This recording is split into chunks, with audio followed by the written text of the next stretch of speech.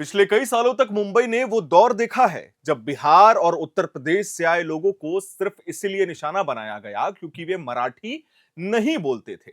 कभी taxi driver को पीटा गया, कभी दुकानदार को धमकाया गया, कभी मजदूर को अपमानित किया गया। सवाल एक ही पूछा जाता था सभी से, मराठी बोलते हो या नहीं बोलते हो। अब आते हैं मुंबई पे, एक ऐसा शहर जो सिर्फ भारत की आर्थिक राजधानी नहीं है बल्कि दशकों तक ठाकरे राजनीति की ताकत का सबसे बड़ा प्रतीक रहा है। एक वक्त था जब कहा जाता था कि अगर मुंबई में सत्ता चाहिए, अगर बीएमसी जीतनी है तो ठाकरे नाम होना जरूरी है। लेकिन 2026 का बीएमसी चुनाव इस सोच को पूरी तरीके से तोड़ देता है। यह चुनाव सिर्फ एक नगर निगम का चुनाव नहीं था, यह ठाकरे ब्रांड की सबसे बड़ी राजनीतिक परीक्षा भी थी। और इस परीक्षा में ना उद्धव ठाकरे पास हो पाए, ना ही राज ठाकरे। यह हार अचानक नहीं हुई है, ना ही किसी एक फैसले या एक घटना का नतीजा थी। यह सालों से चली आ रही गलत राजनीति, जमीनी हकीकत से दूरी और बदलती मुंबई को ना समझ पाने की कीमत थी। इस कहानी की शुरुआत वहीं से होती है जहां ठाकरे राजनीति ने सबसे ज्यादा भरोसा किया, भाषा और पहचान से। यह राजनीति कभी ताकत मानी जाती थी, डर पैदा करती थी और वोट दिलाती थी, लेकिन 2026 में यही राजनीति ठाकरे कैंप के लिए सबसे बड़ा बोझ बन गई। इस चुनाव ने यह साफ कर दिया है कि ठाकरे विरासत के खत्म होने के पीछे 5 बड़ी वजहें हैं। पहली और सबसे अहम वजह रही है मराठी अस्मिता की राजनीति का ओवरडोज। उद्धव ठाकरे और राज ठाकरे दोनों ने यह मान लिया था कि आज भी मराठी मानुस सिर्फ भावनाओं पर वोट करता है। रैलियों में भाषा, पहचान और इतिहास की बातें होती रही, लेकिन मुंबई अब उस दौर में बहुत आगे निकल चुकी है। आज का मतदाता भावनाओं से नहीं, सुविधाओं से वोट करता है। उसे सड़क चाहिए, साफ पानी चाहिए, बाढ़ से राहत चाहिए, ट्रैफिक से निजात चाहिए और जवाबदेही चाहिए। ये सबसे जरूरी चीज है। मराठी अस्मिता का कार्ड जो कभी जीत की कुंजी हुआ करती थी, इस बार अकेला पड़ गया है। दूसरी बड़ी वजह बनी बदलती मुंबई को ना समझ पाना। यह सबसे बड़ा कारण था। आज की मुंबई सिर्फ एक भाषा या एक समुदाय का शहर नहीं रहा। यह शहर मिडिल क्लास, नौकरी पेशा लोगों का है, माइग्रेंट वर्कर्स का है, प्रोफेशनल्स का है, झुग्गी बस्तियों में रहने वालों का है और हाई राइज सोसाइटी में रहने वालों का भी है। इन सबके सवाल अलग होते हैं, जरूरतें अलग होती हैं, लेकिन ठाकरे राजनीति आज भी पुरानी मुंबई के चश्मे से नई मुंबई को देखती रही। पहचान की राजनीति के बीच असली मुद्दे दबते चले गए। तीसरी वजह रही है उद्धव ठाकरे और राज ठाकरे का अधूरा और भ्रमित करने वाला गठबंधन। हम आपको बता दें, चुनाव से पहले दोनों नेताओं का साथ आना बड़ी खबर बनी थी। समर्थकों को लगा कि अब मराठी वोट पूरी तरीके से एकजुट होगा और बीएमसी फिर से ठाकरे खेमे में लौट आएगी। लेकिन यह एकता सिर्फ मंच तक ही सीमित रह पाई। हम आपको बता दें, जमीन पर दोनों नेताओं की राजनीति, भाषा और वोट बैंक अलग अलग रहे हैं। राज ठाकरे की आक्रामक राजनीति और उद्धव ठाकरे की अपेक्षित जो सॉफ्ट कॉर्नर राजनीति मानी जाती है, वो अलग अलग थी। इन दोनों का मेल मतदाताओं को कोई भी साफ दिशा नहीं दे पाया। लोग समझ ही नहीं पाए कि यह गठबंधन आखिर चाहता क्या है।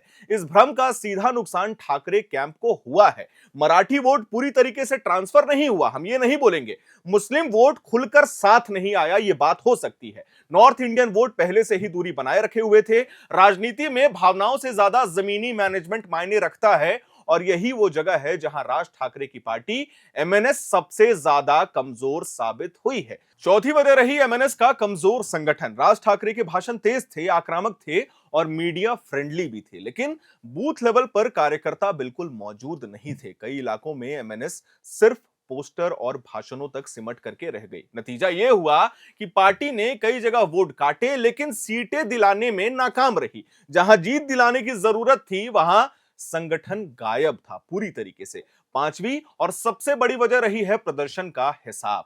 उद्धव ठाकरे की सबसे बड़ी भूल यही रही है कि उन्होंने बीएमसी पर अपने पुराने नियंत्रण को हल्के में ले लिया। उन्हें भरोसा था कि दशकों की पकड़ अपने आप वोट में बदल ही जाने वाली है, लेकिन जनता की नाराजगी को नजरअंदाज नहीं किया जा सकता। कोरोना काल में फैसलों को लेकर सवाल उठे थे बीएमसी में। हर साल बाढ़ में मुंबई का डूबना, खराब सड़कें, गंदगी, ट्रैफिक और प्रशासनिक अव्यवस्था से ये मुद्दे लोगों के मन में जमा होते चले गए। इस बार मतदाता ने भावना नहीं, हिसाब मांगा और जब हिसाब मांगा गया तो ठाकरे कैंप के पास ठोस जवाब मौजूद नहीं थे।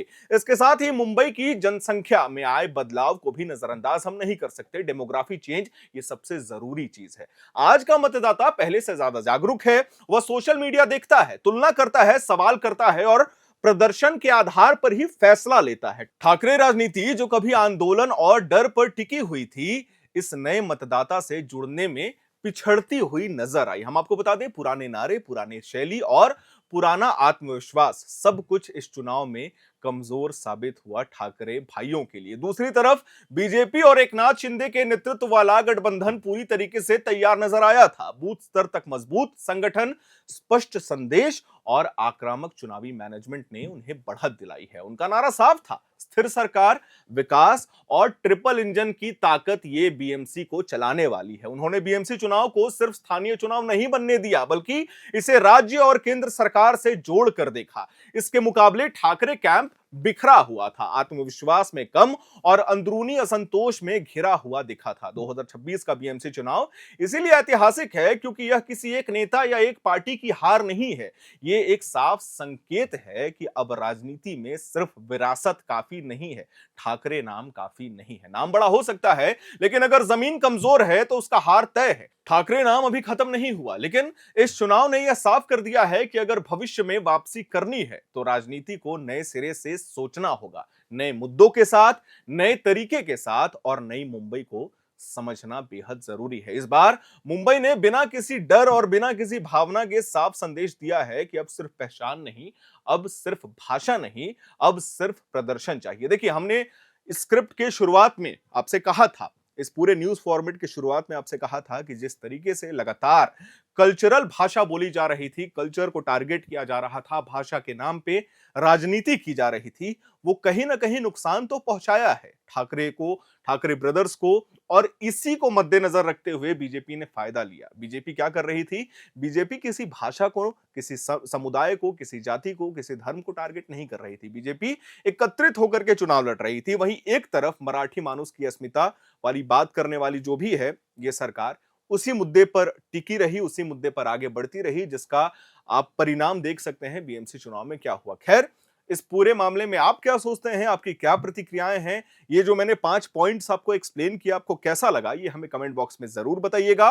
और आपको क्या लगता है, हार के कोई और कारण भी हैं, वो भी हमें कमेंट बॉक्स में जरूर बताइएगा। वीडियो को लाइक करें, शेयर करें, हमारे चैनल को सब्सक्राइब करें। कैमरे के पीछे मौजूद है मेरे सहयोगी अभिषेक मुकुंद, मेरा नाम है हर्षित और आप देख रहे हैं एयर नाउ।